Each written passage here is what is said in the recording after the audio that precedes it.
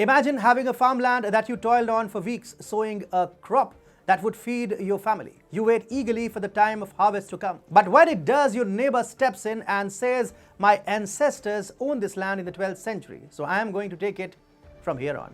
Don't you dare stop me." Wait a minute. You try to reason with your crazy neighbor, but by now he's all busy with the harvest on your farmland. Oh no, he didn't. So you bring in an arbitrator, but your neighbor sends in his goons to bully you. Infuriating, right? You don't scare me!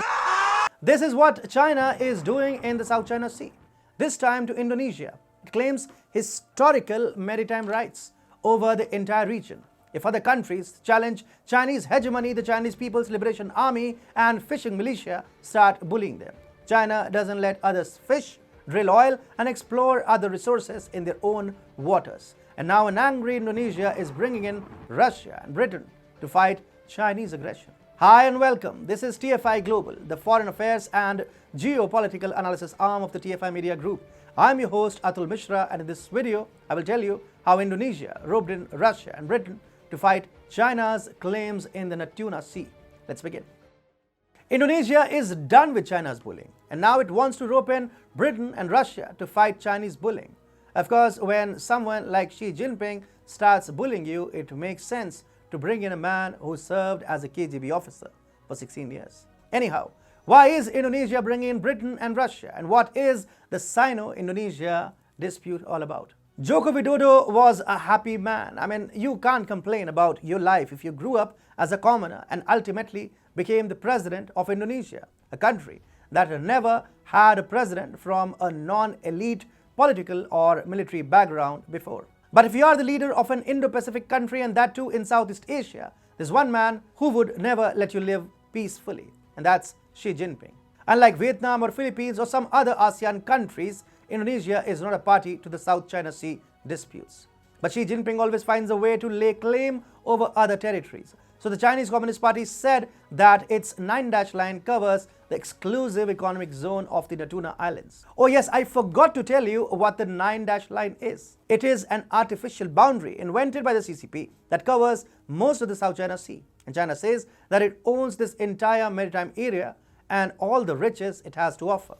That means fish, minerals, and oils. The EEZ is an area extending up to 200 nautical miles from the baseline of a country. While other countries have a right of innocent passage in such territory, a country has special rights regarding exploration and use of maritime resources in its EEZ to the exclusion of other powers. Basically, China said to Indonesia, you can keep the Natuna Islands, but we will take away your resources. And when Xi says he owns something, he makes it a point to prevent the actual owner from using his resources. For example, China doesn't let Vietnam drill oil and gas in its own EEZ, which forced Hanoi to seek Tokyo support.